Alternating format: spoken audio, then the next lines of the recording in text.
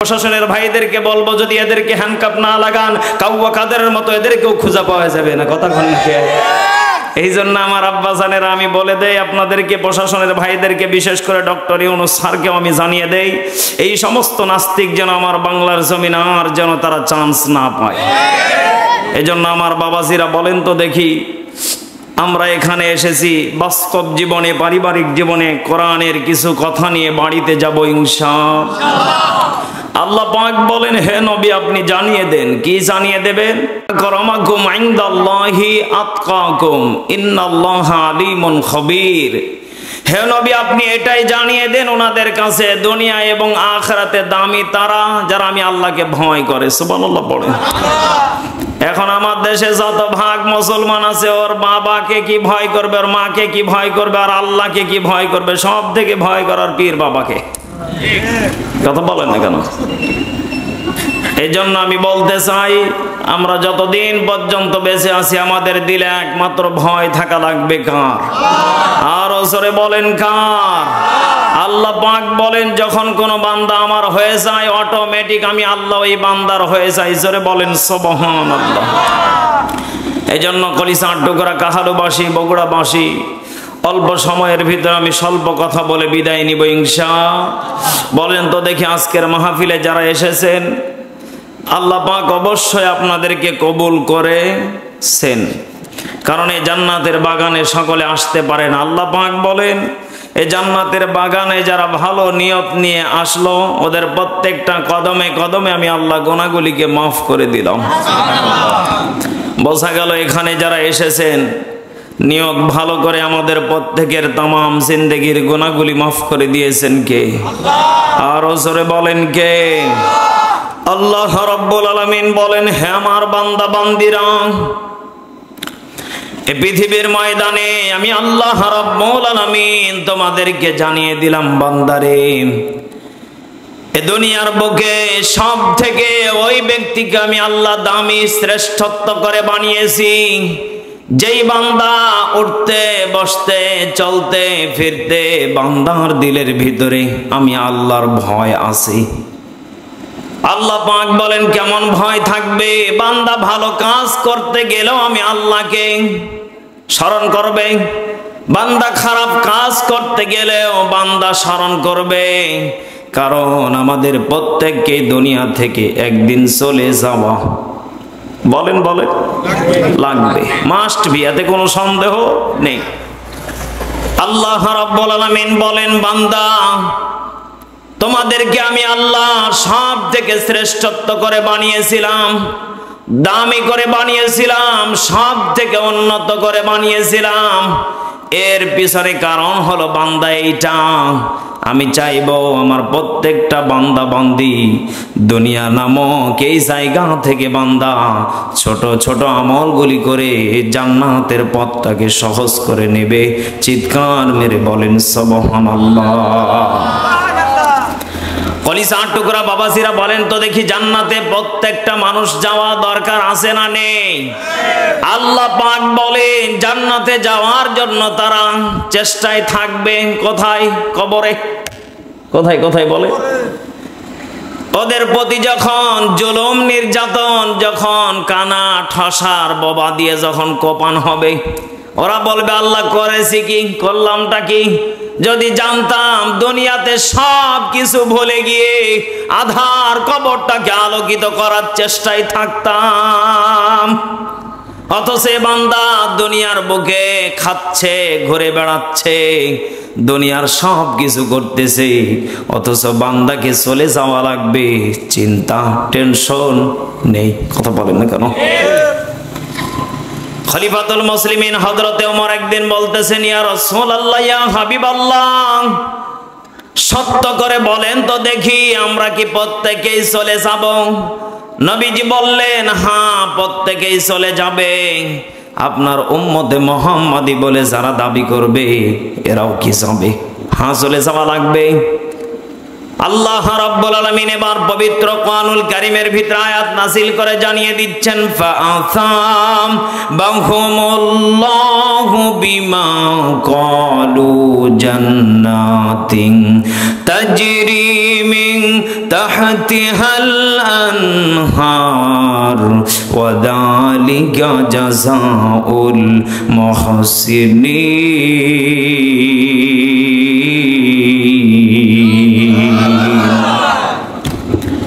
সূরা মাইদা 7 নম্বর পারা 1 নম্বর পৃষ্ঠা 5 নম্বর লাইনের 85 নম্বর আয়াত।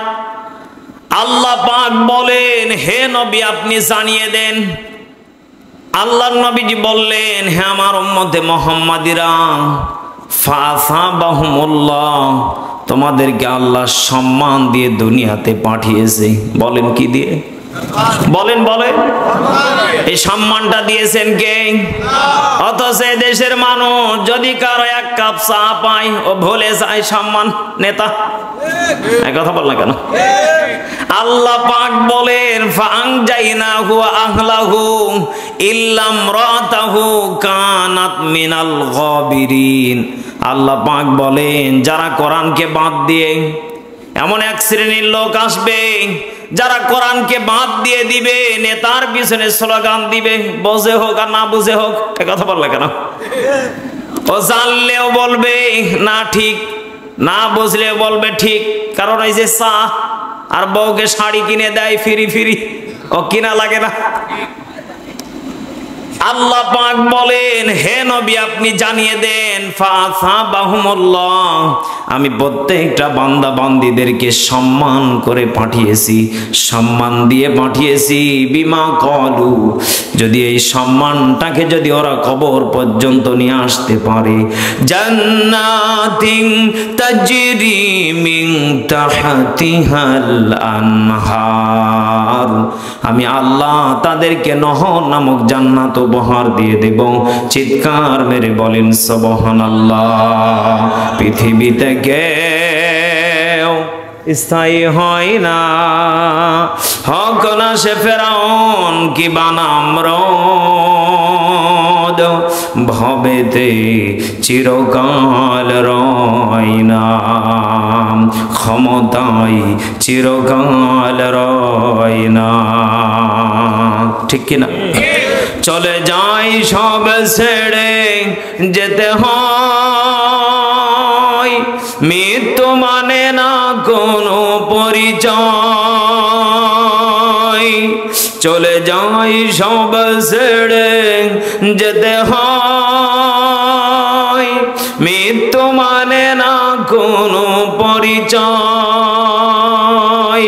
সব রাজা মহারাজা আর বীর, সব রাজা মহারাজা আর মহাবীর,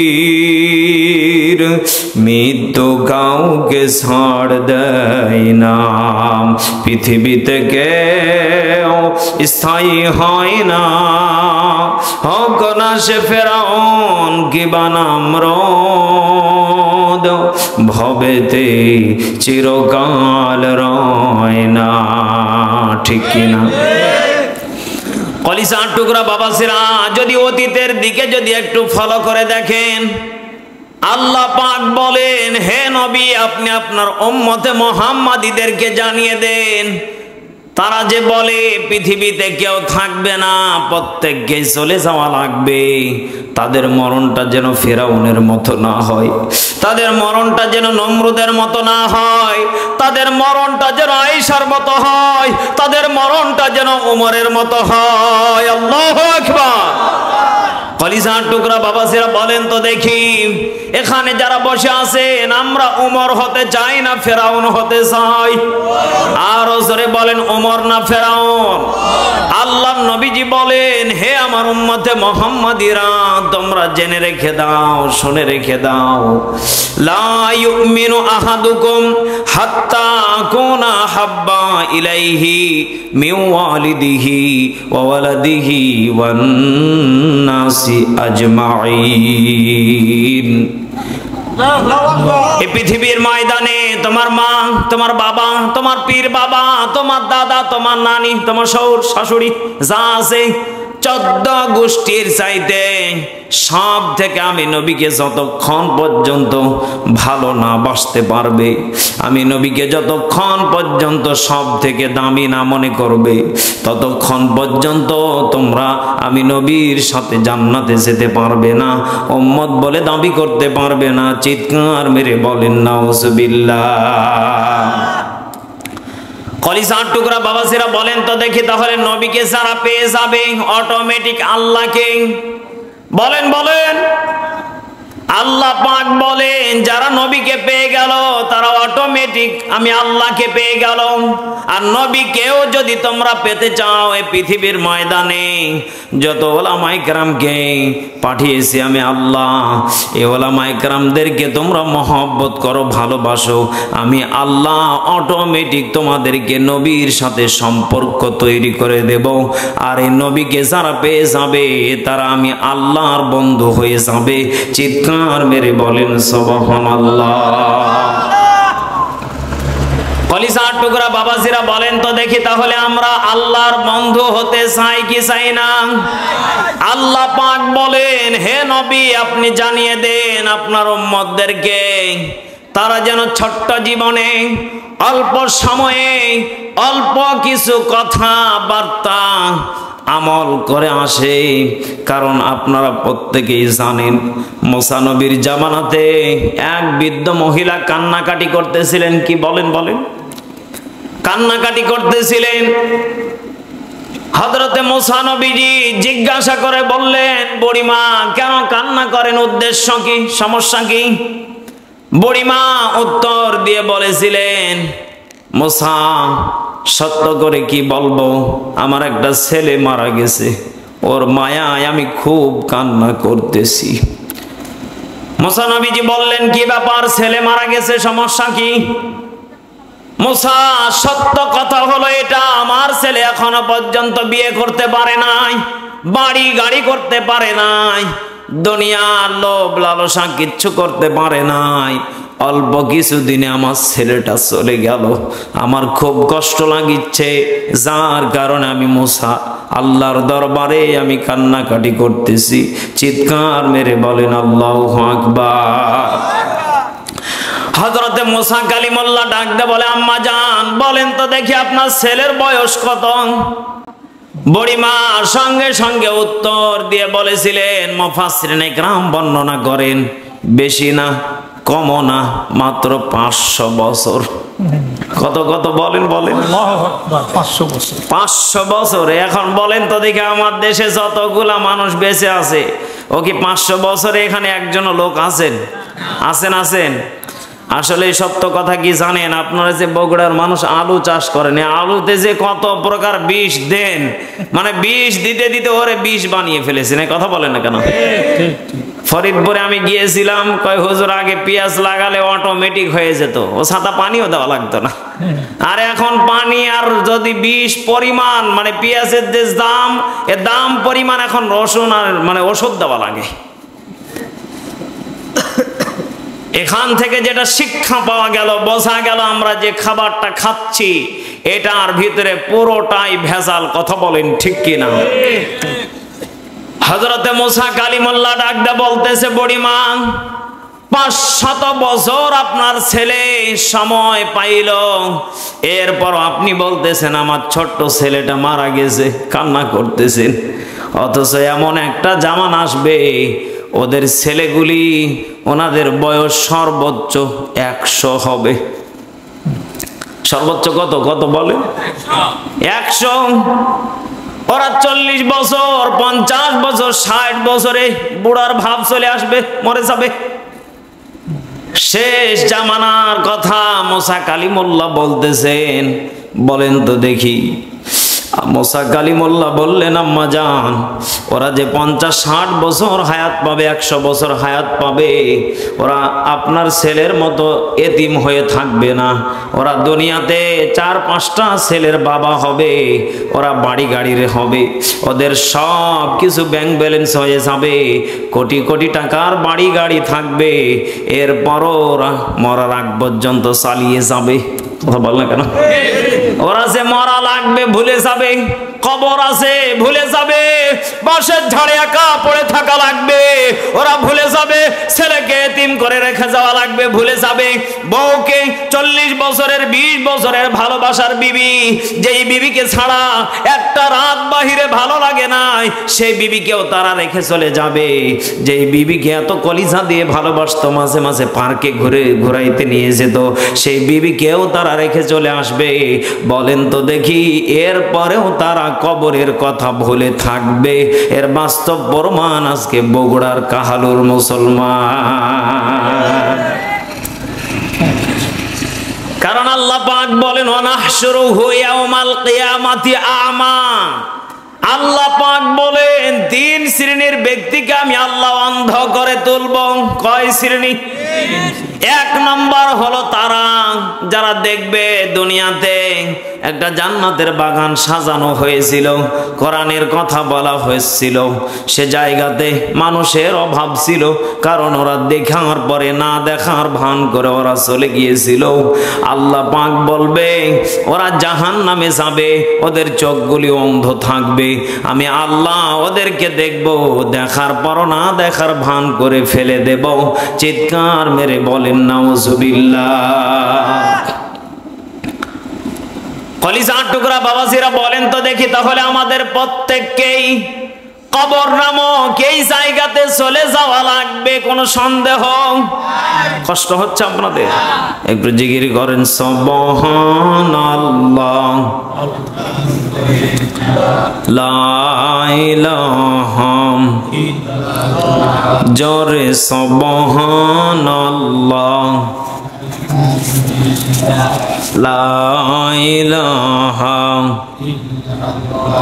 জোরে সুবহানাল্লাহ, আলহামদুলিল্লাহ, লা ইলাহা জোরে সুবহানাল্লাহ, লা ইলাহা ইল্লাল্লাহু মুহাম্মাদুর রাসূলুল্লাহ। সকলে পড়ি সাল্লাল্লাহু আলাইহি। কলিজার টুকরা বাবাজিরা, বলেন তো দেখি, তাহলে আমাদের প্রত্যেককে কবর নামক এই জায়গাতে যাওয়া লাগবে, এতে কোনো সন্দেহ? আরো জোরে বলেন সন্দেহ? বলেন তো দেখি, আমি যে কথাগুলি আপনাদেরকে বোঝাতে চাচ্ছি, আমাদের প্রত্যেকের দিলের ভিতরে ভয় থাকা লাগবে কার? আহারে, যে বিবির সাথে 10 বছর 20 বছর সংসার করলাম, সে বিবিও পর্যন্ত কবরে যাবে। ওই অন্ধকার কবরে একা একা থাকা লাগবে, বাঁশের ঝাড়ের তলে হোক আর জঙ্গলে হোক আর যেইখানে হোক। কত মানুষ জাহাজের পানির নিচে পড়ে থেকে ওর জীবনটা সমুদ্রতেই কেটে যায়। কথা বলেন। এই জন্য কলিজার টুকরা বগুড়াবাসী, কাহালুবাসী, আমাদের প্রত্যেকের দিলের ভিতরে মাহে রমজান সামনে আসিতেছে, আমাদেরকে ভয় করে প্রত্যেকটা খারাপ কাজ থেকে ত্যাগ করে ফিরে আসা লাগবে ইনশাআল্লাহ। আর জোরে বলেন ইনশাআল্লাহ। আল্লাহ রাব্বুল আলামিন বলেন, হে আমার বান্দা বান্দিরা, মাহে রমজান আসার আগে যেই বান্দারা, প্রত্যেকটা বান্দা ত্যাগ করতে শিখে যাবে, মাহে রমজান আসার আগে বান্দারা প্রস্তুতি নেবে।